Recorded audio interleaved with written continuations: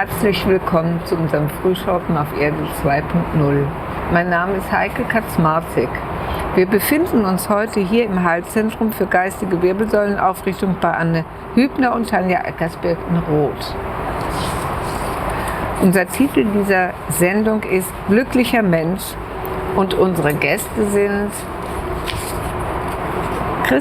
Dr. Christian Bartels von Farnbühler. Du bist Unternehmer in verschiedenen Bereichen, unter anderem im Bereich der Anwendung von Energien und Frequenzen auf lebende Zellsysteme. Christian unterstützt mich heute als Co-Moderator. Das mag ich sehr gerne. Dr. Albrecht Schöttler, der sitzt dort drüben in der Mitte. Du bist 31 Jahre niedergelassener HNO-Arzt in Köln gewesen. Ja? Hast dich 40 Jahre mit Naturheilverfahren beschäftigt und damit gearbeitet und arbeitest als Meditationslehrer. Und du lebst seit 4 Jahren im Yoga-Ashram, im deutschen Ashram von Paramahamsa Vishwananda. Und du bist einen interessanten Weg gegangen als Arzt. Der ist ja sehr ungewöhnlich. Und da werden wir mal drüber sprechen gleich. Ja. Vielen Dank. Der Dr. Volker Meissner arbeitet seit 1979 als Arzt. Er ist Ganzheitsmediziner und Medical Coach. Du bist Autor 2 Bücher und nennst seine Methoden und Herangehensweisen Polarmedizin und Magic Medical Coaching. Du bezeichnest in deiner Arbeit auch die spirituelle Energie mit ein. So. Albrecht, wir kennen uns ja auch schon einige Zeit, ne? Ja, du warst aus der Kölner Zeit. Auch mein HNO-Arzt, wenn ich was auf dem Herzen habe. Ich kann mich gut erinnern. Ja, und dann war ich auch Schülerin bei dir. Ja, haben wir zusammen meditiert und Atma Kriya Yoga praktiziert. Ja, vielen Dank. Das war eine wunderbare Erfahrung, die nur in Griechenland eingeschlafen ist. Aber ich werde das wieder zum Leben erwecken. Versprochen. Wunderbar. Ja, verspreche ich mir selber, ne? Nicht dir. So, dein Thema ist die Synthese der westlichen Medizin und fernöstlicher Spiritualität. Wie passt das zusammen? Ja, wie passt das zusammen? Das passt eigentlich perfekt zu dem Thema glückliche Menschen. Ich fand das wunderbar, die Einladung zu einem Seminar oder zu einem Interview zu bekommen zum Thema glückliche Menschen. Weil was zeichnet glückliche Menschen aus? Zum Beispiel Neugier. Ja. Und ich war eigentlich schon als Kind oder als Jugendlicher neugierig, was mein Vater gemacht hat. Der war nämlich auch Hals-Nasen-Ohrenarzt. Und er hat eine bestimmte Art der Behandlung gehabt. Und ich bin dann, als ich 16 Jahre alt war, durch Impulse von außen auf das Thema Homöopathie gekommen. Und das kannte mein Vater überhaupt nicht. Und ich habe ihm sozusagen die Homöopathie nahegebracht, weil ich habe die ersten Erfahrungen gesammelt, schon damals als junger Mann. Und mein Vater ist dann sozusagen aufgesprungen. Und das war für den Vater auch ein Erlebnis. Es gibt noch mehr als die Schulmedizin. Es gibt Möglichkeiten der Behandlung, wo sozusagen Ideen zusammenfinden. Und wenn man jetzt die großen Themen nimmt, Schulmedizin und östliche Medizin, dann sind wir natürlich bei einer Synthese von subjektivem Herangehen an Wissen und objektivem Herangehen an Wissen. Und wenn das zusammenkommt, kann das für den Patienten von sehr, sehr großem Vorteil sein. Ergänzt sich sozusagen. Was ist Atma Kriya Yoga und was bewirkt es? Ja. Damals als junger Mann, als ich 19 war, fing ich an zu meditieren. Das war so in der Welle, als die Beatles anfingen zu meditieren und Maharishi trafen, die transzendentale Meditation. Maharishi war lange, lange Jahre mein spiritueller Meister, 35 Jahre. Dann hat er seinen Körper verlassen und ich habe Gott gebeten, bitte schick mir weiterhin einen spirituellen Meister, mit dem ich direkt kommunizieren kann. Und Maharishi ging und Paramahamsa Vishwananda kam im gleichen Augenblick durch die Nebentür in mein Leben herein. Und das, was mich sozusagen sofort ihn hat als neuen Meister annehmen lassen, war die Information, dass Mahavatar Babaji, das ist ein unsterblicher Meister aus dem Himalaya, sein Meister ist. Also der Meister von Paramahamsa Vishwananda, meinem jetzigen lebendigen Guru, ist Mahavatar Babaji. Und Babaji ist in der westlichen Welt bekannt geworden durch die Autobiografie eines Yogi von Yogananda. Das Buch kennen viele, die in der spirituellen Welt ein bisschen zu Hause sind. Dieses Buch beschreibt das Wesen von Mahavatar Babaji das erste Mal für ein größeres westliches Publikum. Und dieses Zusammenspiel von Vishwananda und Mahavatar Babaji, das war für mich ein klares Zeichen. Er ist mein nächster Meister. Mahavatar Babaji ist der Meister von Kriya Yoga, der seit vielen Jahrhunderten immer wieder ein Update gibt. Das ist so wie ein, wenn man so will, ein spirituelles Computerprogramm, das immer wieder erneuert wird. Und Babaji gibt für die verschiedenen Zeiten immer wieder neue kleine Veränderungen in dem Atma-Kriya-Programm. Er hat nun meinen Guru, Paramahamsa Vishwananda, er hat ihm dieses Wissen gegeben über Atma-Kriya-Yoga und ihn beauftragt, dieses Kriya-Yoga weiter zu lehren. Und ich hatte das Glück auch, das lehren zu dürfen. Und ich war deine Schülerin. Ja, das war ein schönes Erlebnis auch für mich. Und in Köln habe ich doch eine ganze Menge Patienten auch, die das Atma-Kriya nahegebracht. Und es gibt eben eine Technik im Atma-Kriya-Yoga, das Om-Chanting. Da sind Menschen eigentlich sehr leicht für zu begeistern, weil jeder kann das machen, ohne Bedingungen. Und wir haben damals in Köln jede Woche regelmäßig das Om-Chanting gemacht. Es waren immer etwa 20, 30 Patienten, die kamen. Und es ist dann so langsam mein Entschluss gereift, wenn ich mit der Praxis aufhöre, dann möchte ich auch in den Ashram, um noch intensiver das Wissen von Paramahamsa Vishwananda zu absorbieren.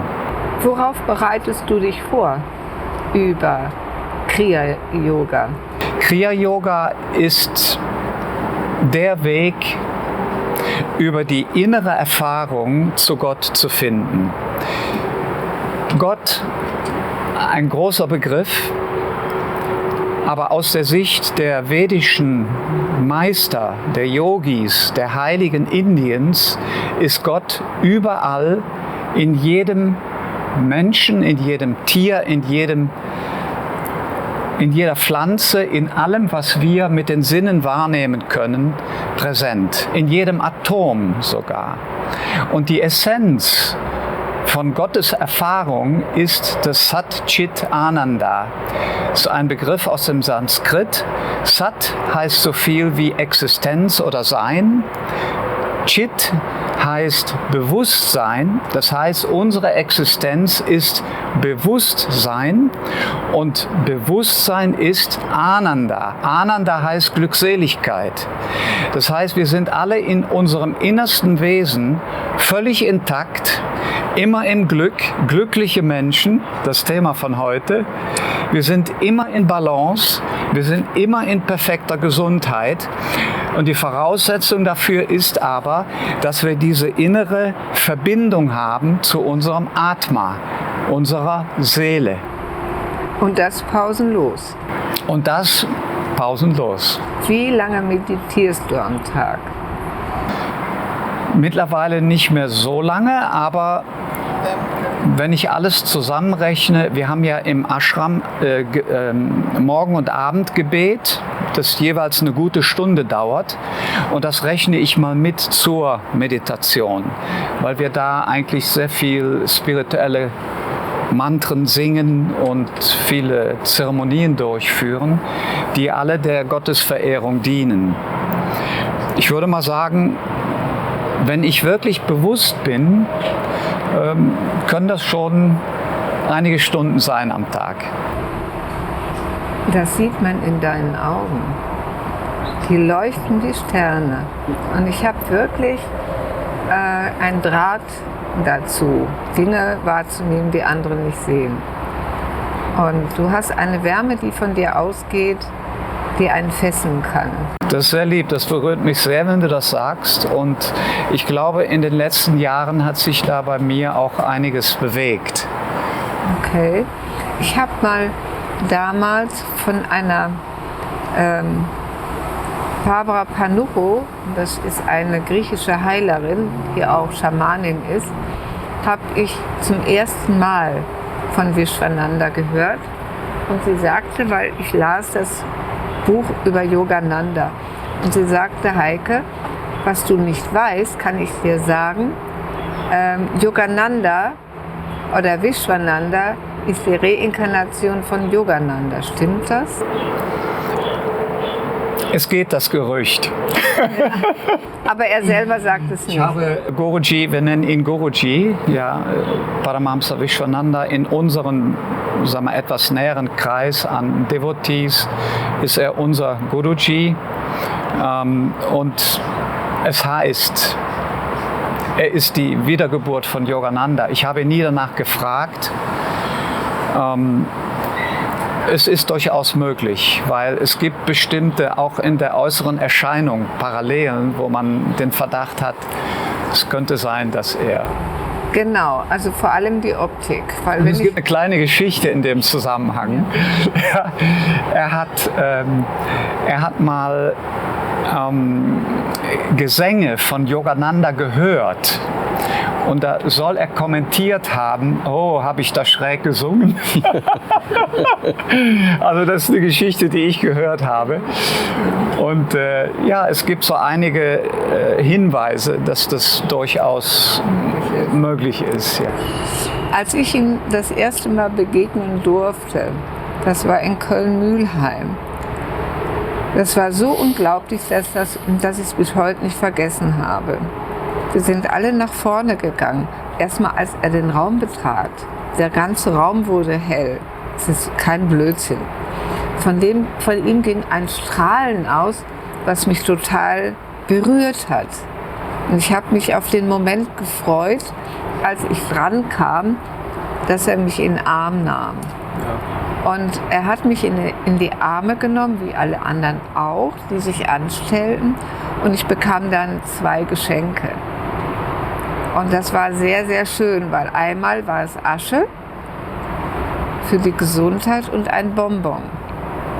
Ja? Und beides habe ich lange in Ehren auf meinem Altar liegen gehabt in Köln, den es jetzt nicht mehr gibt leider. Vieles andere auch nicht, weil ich bin von heute auf morgen umgezogen und andere haben den Umzug für mich gemacht. Aber vergessen habe ich die Energie nicht. Und diese Energie sehe ich in deinen Augen sich widerspiegeln. Es ist jetzt kein, sagen wir mal, plattes Kompliment, sondern es bewegt mich, weil wenn jemand, der die Energie hat und jemand anderes anschaut, gibt es eine Reflexion, das weiß ich auch von Heilern. Und diese Reflexion, wenn man sich wirklich anschaut, ist phänomenal. Ich kenne auch einen anderen großartigen Heiler, der hat niemand in die Augen geguckt, weil er deren Sorgen nicht übernehmen wollte. Und dann kenne ich wieder einen Heiler, der gibt dir keine Hand, weil er auch das vom anderen nicht haben möchte. Und bei dir oder bei euch erlebe ich das völlig frei von Ängsten und Sorgen, weil die Energie ist so unbeschreiblich hoch, dass gar nichts das irgendwie stören oder behindern könnte, was da abgeht. Und deswegen finde ich es spannend, dass du hier bist. Und ich weiß gar nicht, ob ich hier überhaupt noch irgendeine Frage brauche, weil dein Weg zur ersten Begegnung von Vishwananda, wie war denn das, also im Detail? Ein Freund von mir, der ist Professor für vergleichende Religionswissenschaft. Und der hat mich damals angesprochen, hör mal, da kommt ein junger Meister von, Guruji kommt ja von Mauritius, aber aus einer Brahmanenfamilie nach Frankfurt und gibt da seinen Segen. Und als ich in diesen Vorraum kam, war ein kleiner Tisch, das war damals Anfang 2006, mit einigen Bildern von, damals wurde er noch Swamiji genannt. Und ein Bild, da hielt er einen goldenen Lingam in der Hand. Dieser Lingam, der Lingam ist ein Symbol für die Unendlichkeit, für das reine Bewusstsein. Ein Lingam sieht aus wie ein Ei und repräsentiert das unendliche Bewusstsein, das reine Bewusstsein. Ist auch ein Symbol für Shiva. Shiva ist reines Bewusstsein, vollkommene Stille, vollkommene innere Gelöstheit und Verbindung mit dem Göttlichen. Und als ich dieses Bild sah, Paramahamsa Vishwananda mit dem goldenen Lingam, wusste ich, das ist mein nächster Meister. Weil ich wusste, dass Satya Sai Baba auch diese goldenen Lingams materialisiert hat. Diese Avatare, Avatare heißt vom Himmel herabgestiegen.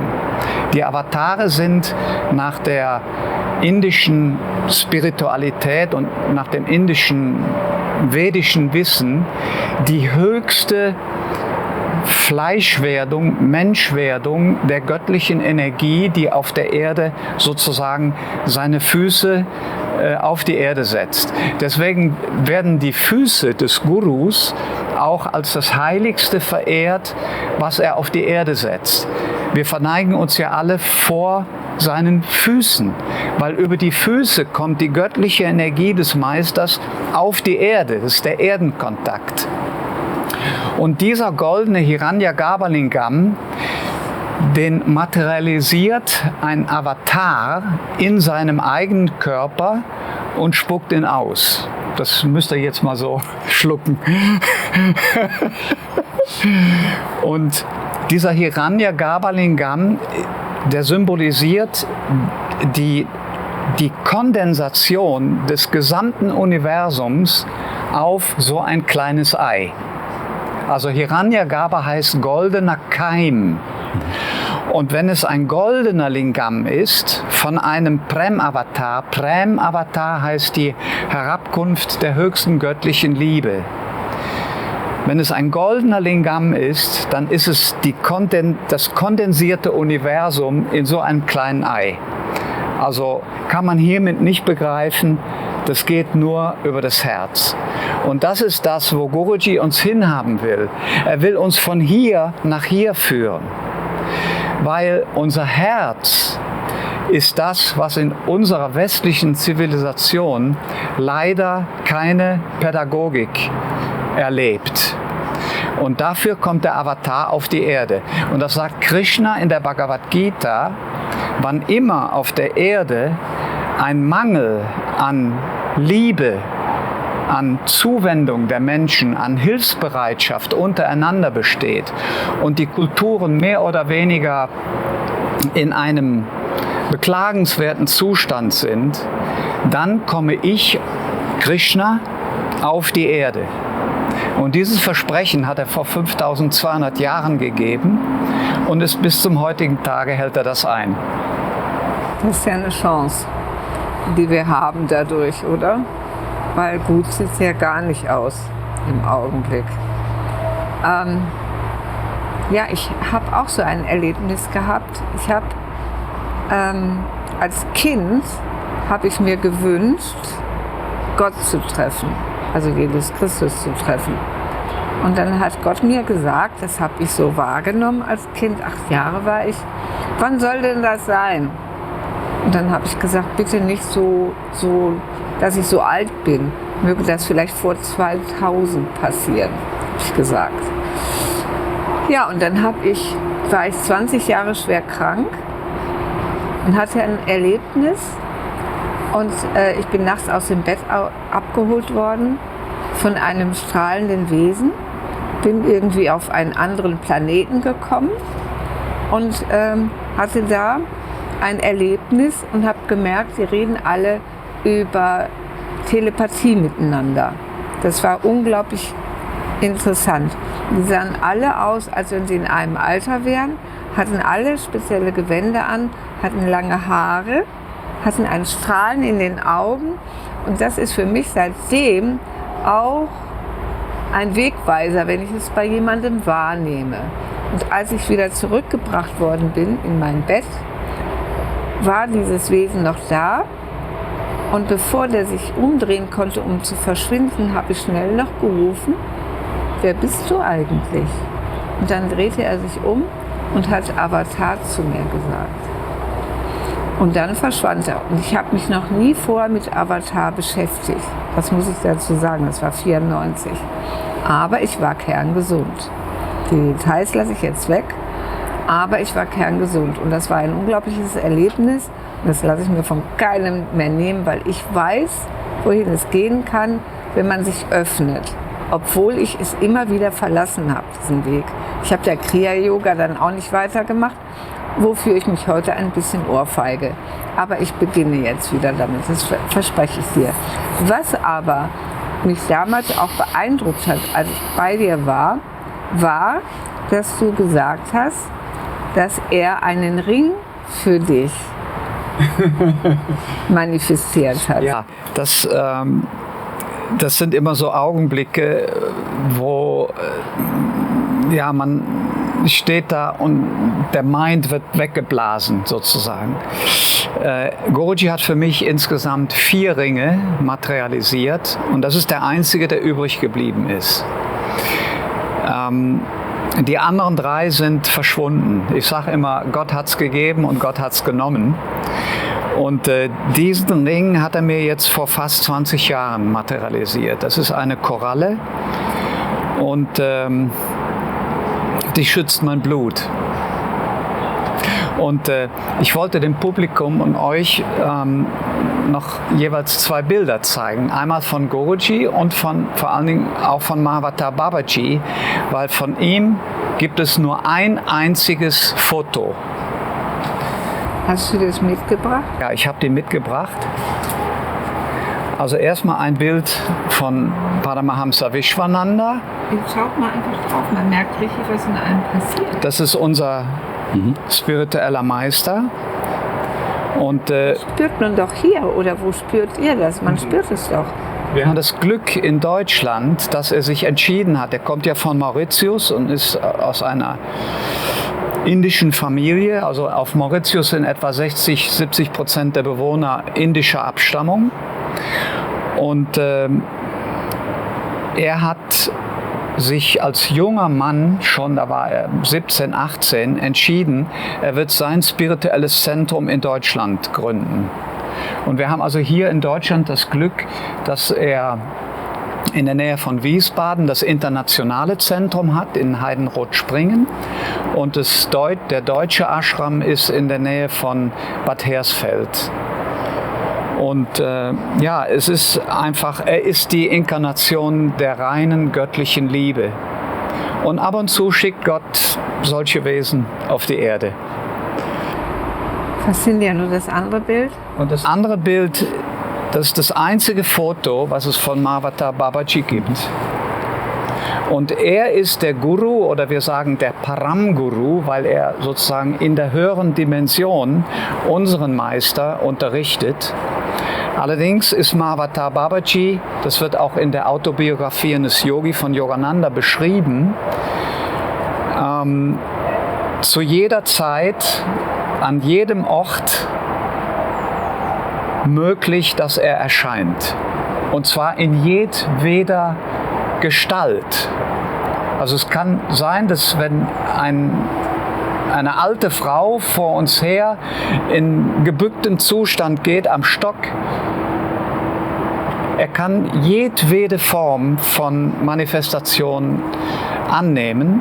Und ja, Guruji hat uns häufiger gesagt, passt auf, dass ihr ihn nicht überseht. Ja.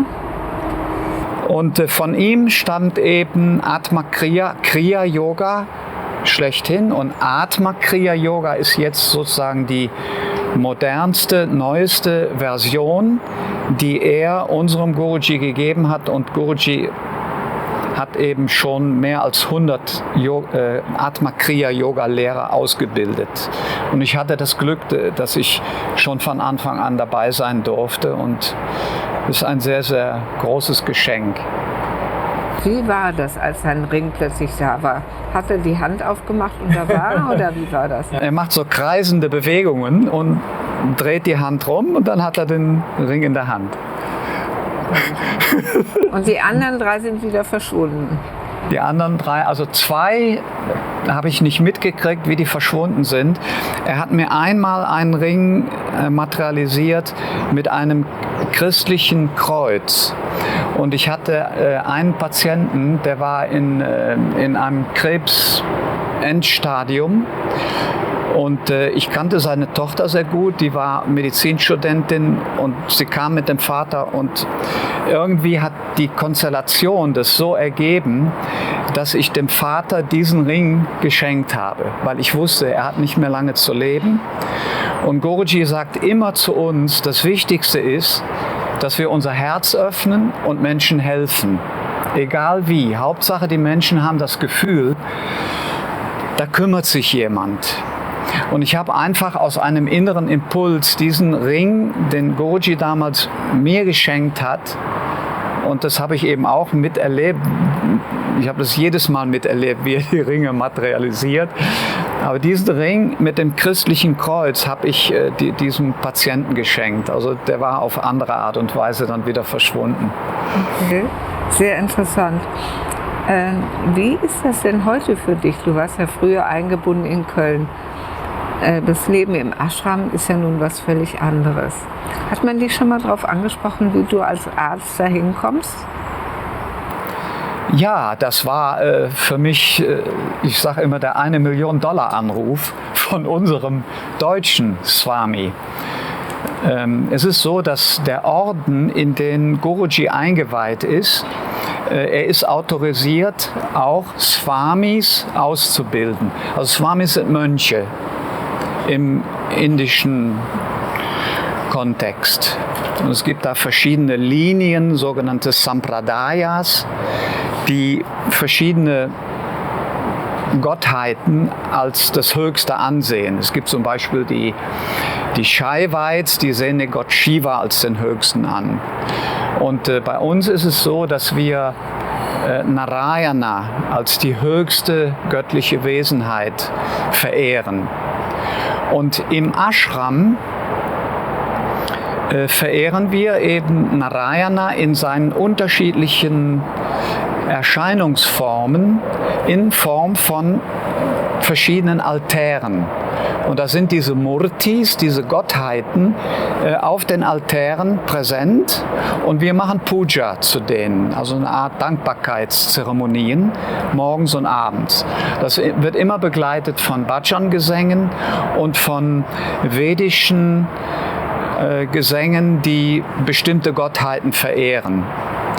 Und das ist natürlich, in einem Ashram leben zu dürfen, ist ein göttliches Geschenk der kondensierten Spiritualität. Also es ist sehr, sehr intensiv. Wir haben einen sehr intensiven Tag. Wir stehen morgens um 5 Uhr auf.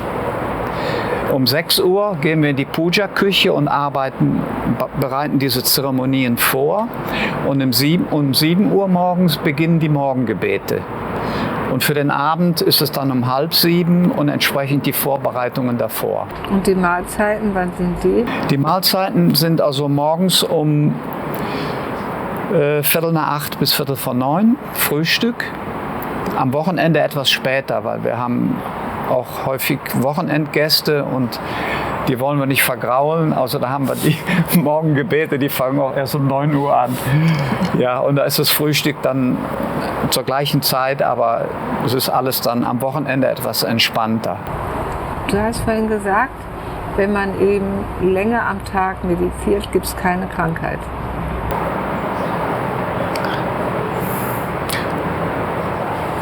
Es ist so, dass wenn wir wirklich einen Zustand erreichen dürfen, wo wir keine Krankheit durchmachen müssen,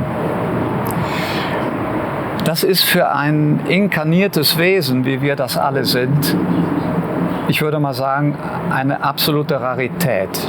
Und aus unserer Sicht, wo wir Mahavatar Babaji und Paramahamsa Vishwananda sehr nahe stehen, aus unserer Sicht ist ein Leben ohne Krankheit nur möglich durch die Gnade des Gurus.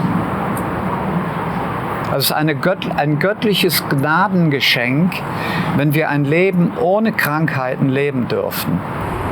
Ist denn ein Guru immer befreit von Krankheit? Nein. Gurus, Heilige, wenn man deren Geschichten ansieht, sie haben häufig schwerste Krankheiten durchgemacht. Und möglicherweise nehmen sie dadurch auch den Menschen viel Karma weg. Sie nehmen das Schicksal vieler Menschen in ihren eigenen Körper, um ihren Schülern und Anhängern das Leben zu erleichtern. Arbeitest du im Ashram auch als Arzt? Ja. Bist du auch Berater von Vishwananda? Das darf manchmal sein, ja. Also du bist ganz eng mit ihm in Kontakt? Ja, das ist ein sehr, sehr großes Geschenk, dass er mich damals, hat er mir ganz klar signalisiert, du hast eine bestimmte Aufgabe innerhalb von Bhakti Marga, so heißt unsere Bewegung, der Weg der Hingabe. Und da hat er mir gleich am Anfang von 2006 klar meine Aufgabe zugeteilt. Okay. Was ist transzendentale Meditation? Transzendentale Meditation hat mein erster Guru, Maharishi Mahesh Yogi, gelehrt. Und er ist ja eigentlich damals bekannt geworden, Ende der 60er Jahre, durch den Besuch der Beatles in Rishikesh in Indien. Die Beatles haben damals Maharishi sehr bekannt gemacht. Und in dieser Woge bin ich auch zu Maharishi gekommen. Ich habe damals in Köln ein Plakat gesehen, klares Denken durch Meditation. Und da war ich 19 Jahre alt, hatte gerade Abitur und dachte, okay, du willst doch ein bisschen studieren, da ist klares Denken vielleicht gar nicht so schlecht. Und habe ich mir den Vortrag angehört und habe sofort angefangen zu meditieren. Und ich muss sagen, die Erfahrung, die ich am Anfang gemacht habe mit der transzendentalen Meditation, das war für mich eine so wunderbare, wirklich himmlische Erfahrung von vollkommen inneren Frieden, von einer Glückseligkeit, einem Getragensein, einem Auflösen von Ängsten, was aber nur kurze Zeit anhielt. Und dann fiel man wieder in die alten Muster zurück. Aber die transzendentale Meditation funktioniert mit einem Mantra, das man für sich behält, also das ist geheim. Und man bekommt, um die TM, wie wir das auch abkürzen, zu lernen, in einer persönlichen Unterweisung dieses Mantra. Da ist ein kleiner Kurs mit verbunden und dann macht man das zweimal täglich 20 Minuten. Das Kriya-Yoga ist vom Programm her etwas, sagen wir mal, umfassender. Das dauert länger auch. Länger. Welche Bücher würdest du unseren Zuschauern empfehlen, die dir zu deinem Weg verholfen haben?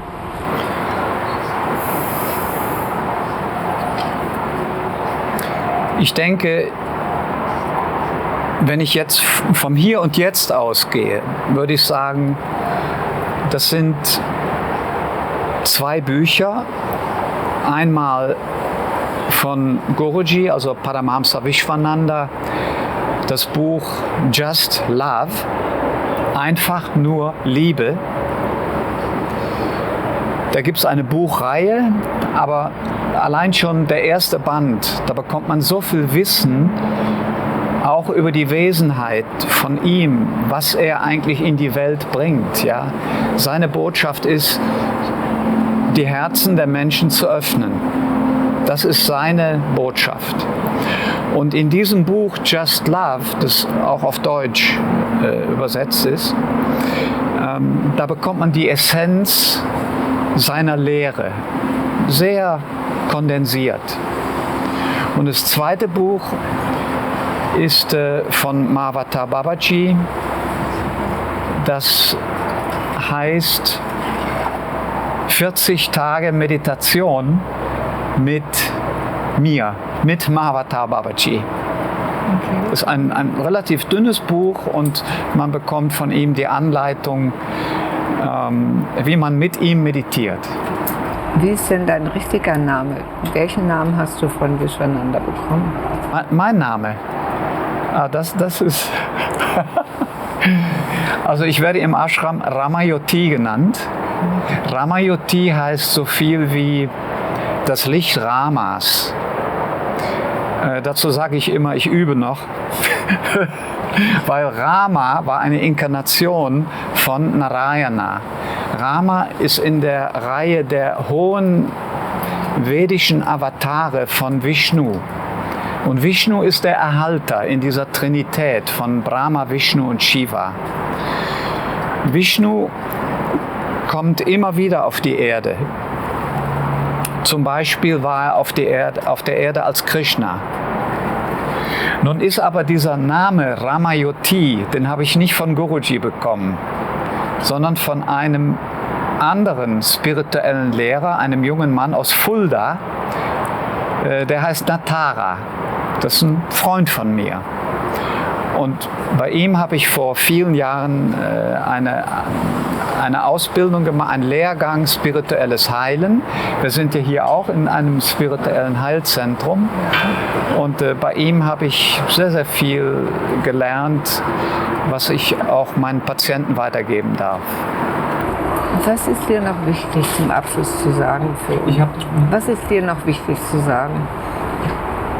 Mir ist eigentlich nur wichtig zu sagen, glückliche Menschen sind Menschen, die in ihrem Herzen ruhen, die da zu Hause sind, wo auch Gott in uns zu Hause ist, nämlich im Herzen. Und ich wünsche uns, vor allen Dingen Deutschland, in dieser Zeit, in der so viel Wahnsinniges passiert, mit Dingen, die leider von der Politik verantwortet werden müssen, dass man, wenn wir genügend Menschen haben, die in ihrem Herzen leben und ihr Herz aufmachen, dann wird dieser ganze politische Wahnsinn ein Ende finden. Es wird wenig Sinn haben, mit Parolen und mit lautem Geschrei dagegen zu steuern, sondern es wird viel Sinn haben, in die Stille zu gehen und diese Gottesverbindung im eigenen Herzen zu erleben. Und dadurch werden Veränderungen in der Gesellschaft ganz von alleine kommen. Ja, das möchte ich am Ende mitteilen. Ja, vielen Dank, vielen Dank. Wir haben jetzt noch einen Gast bekommen, der ist öfter mal bei uns, das ist ein Hund. Und der bringt mir immer, wenn ich ein Interview mache, ein Spielzeug. Ist gut, mein Schatz. Okay, Volker, erstmal Dankeschön für das, sagen wir mal, unglaubliche Interview mit all den Möglichkeiten, die man selber für sich wählen kann, um glücklicher zu werden. Dankeschön. So, Volker, erkranken die Menschen in erster Linie an Traumata und unliebsame Gedanken? Das ist schwierig. Hängt ein bisschen vom Lebensplan ab, glaube ich, was wir so erfahren dürfen und die Bewusstheit, die wir in der Zeit aufbauen. Es gibt so viele Ereignisse im Leben, aus denen kann man ein Trauma machen oder nicht. Das hängt immer davon ab, welche emotionale Signatur ich da drauf pappe. Ich habe immer so das Beispiel, wenn ich meinen Patienten das erkläre, sage, du hast ein Ereignis, also das hier ist das Ereignis, das macht erstmal nichts. Das ist positiv, negativ, wie auch immer, aber es macht nichts. Aber die Emotion, die dann draufkommt, das macht das Trauma. Und wenn es uns gelingt, diese emotionale Signatur wegzunehmen, dann bleibt ein Ereignis übrig, was wieder nichts bedeutet. Und dann kannst du das auch vergessen, ob das da ist oder nicht, spielt dann keine Rolle. Solange die emotionale Signatur drauf ist, bleibt das ein Trauma. Und manche Leute haben halt die Fähigkeit verloren oder man hat sie nicht beigebracht, wie man so eine emotionale Signatur auflöst. Weil viele Menschen sogar so weit gegangen sind, das ist jetzt kein Vorwurf, sondern es ist einfach passiert, dass sie in diesem Trauma ihre Persönlichkeit glauben wiederzusehen. Die so ein Trauma wie so eine Art Pokal durchs Leben ziehen und sagen, ey, guck mal, dann haben sie dann noch einen Pokal in der Vitrine, noch einen Pokal und noch einen Pokal und dann haben dann 50 Jahre Trauma hinter sich und sagen, ich will aber, dass es weggeht. Wo ich dann sage, was haben sie denn dafür getan, dass das weggeht? Da stellt sich raus, ja nichts, außer bewahren. Ja, und das, was dieses Konglomerat an verschiedenen Traumata ist, das, was viele Lebensgeschichten auszeichnet.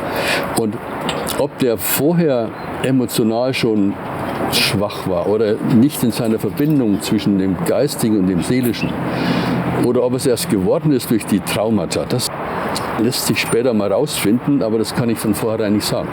Entscheidend ist, dass die Patienten lernen müssen, Körper, Geist und Seele wieder zusammen zu empfinden. Und durch alte Verletzungen haben die meisten den emotionalen, den psychischen anderen weggedrängt. Die haben so eine Art Dissoziation.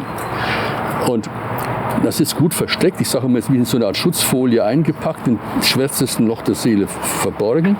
Und die leben aus dem geistigen Bereich. Und haben so ein paar gedachte Gefühle, damit er sich rund anfühlt. Und letztlich ist es aber eine Box.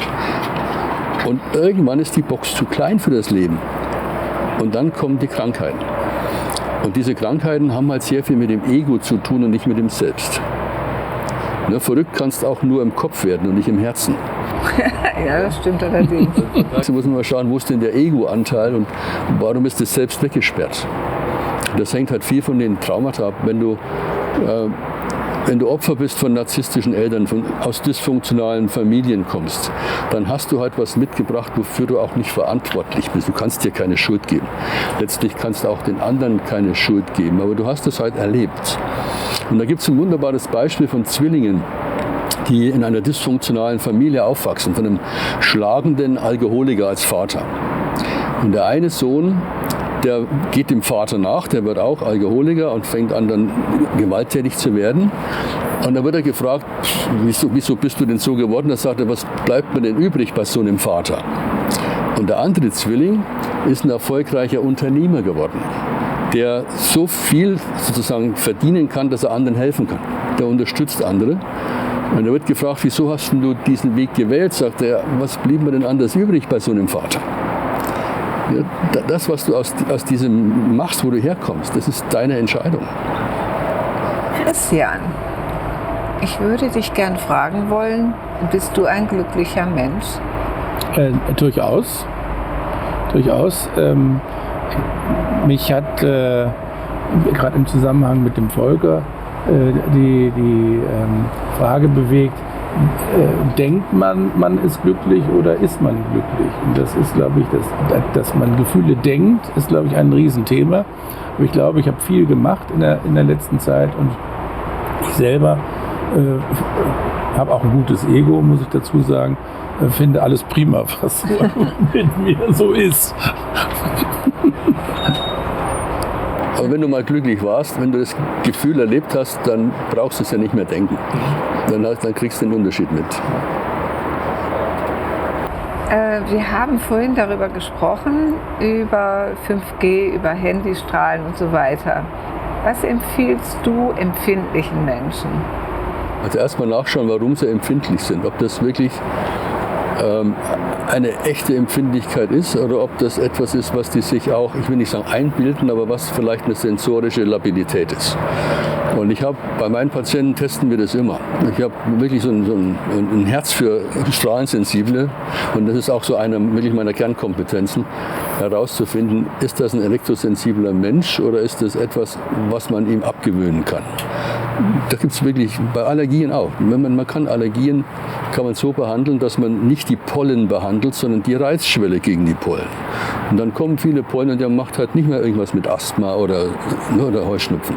Das ist bei Elektrosensitivität auch so. Ich kann eine gewisse Reizschwelle, eine interne Reizschwelle hochfahren und dann werde ich davon nicht beeinflusst. Das geht sicher nicht auf 100% und bei 6G bin ich mir gar nicht sicher, ob das dann noch geht, weil einfach die Wucht hinter dieser Strahlung so hoch ist. Bei 5G geht das schon noch, sagen wir mal, in den ersten Gigahertz-Bereichen, aber dann wird es auch kriminell.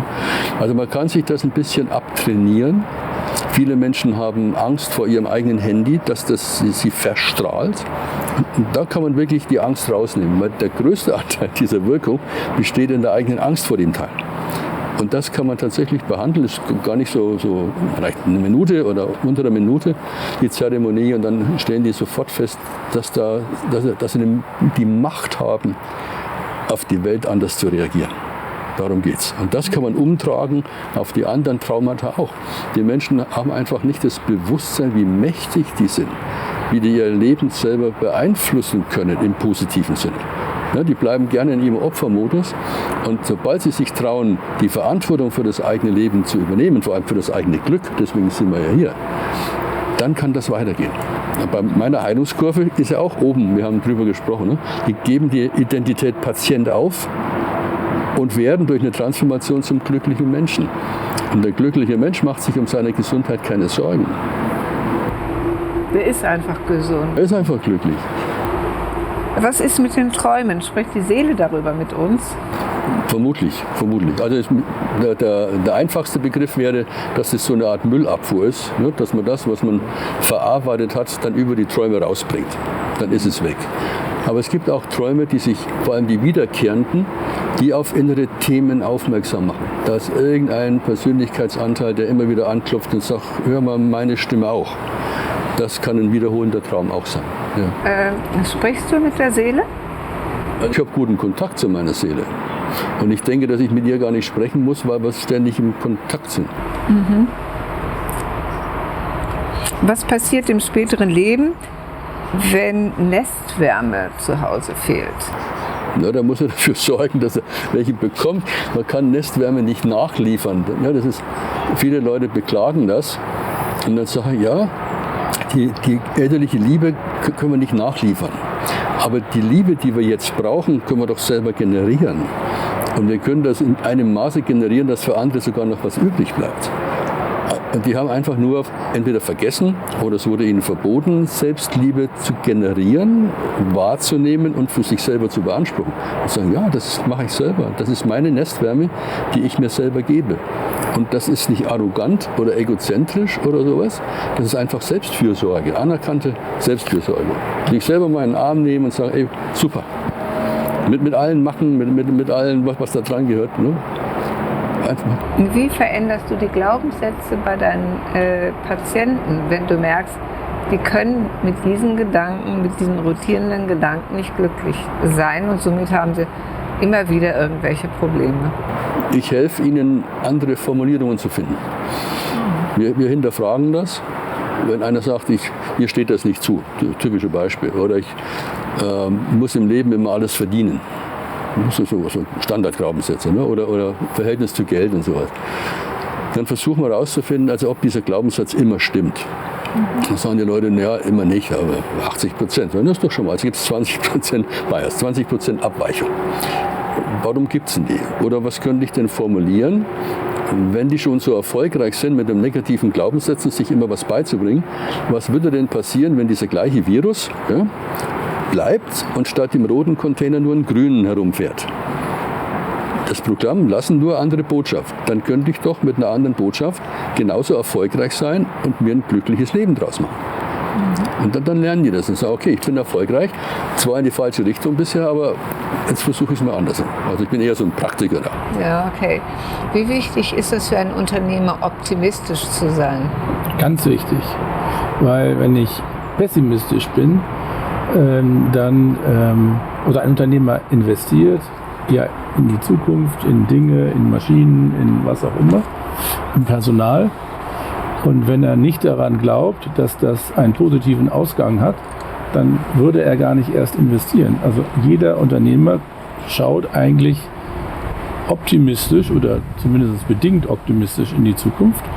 Wenn du dann ein Gebilde hast und du siehst dunkle Wolke kommen, dann kannst du auch Sorgen haben. Aber eigentlich ist der Unternehmer ein optimistischer Mensch, der die Dinge umsetzen möchte, die ihm vorschweben, um damit erfolgreich zu sein. Was ist mit Spiritualität und einem Unternehmer? Passt das zusammen? Das passt natürlich zusammen, weil es insbesondere auch den Umgang mit dem Personal beeinflusst, weil er dann ein anderes Verhältnis zu seinem Personal hat, weil er das besser versteht oder besser die Zusammenhänge versteht und insgesamt auch etwas ausstrahlt. Man strahlt eine gewisse Haltung aus, die interessanterweise übergeht auf die Leute, die mit einem zusammenarbeiten. Was denkst du, woran es liegt, wenn ein Unternehmer in die Pleite geht? Ist es immer von außen oder hat er selber auch nicht damit immer, zu tun? nein. Es gibt ja diese berühmten Zyklen der 3 Generationen, der aufbauenden, der haltenden und der abbauenden Generation. Ich glaube, dass im Kern kann man sich natürlich im falschen Geschäftsmodell befinden. Wenn ich jetzt, was weiß ich, das berühmte Beispiel, das Auto wird erfunden und ich habe ein Pferdetaxi, dann bin ich natürlich hinten dran und gehe irgendwann dann pleite.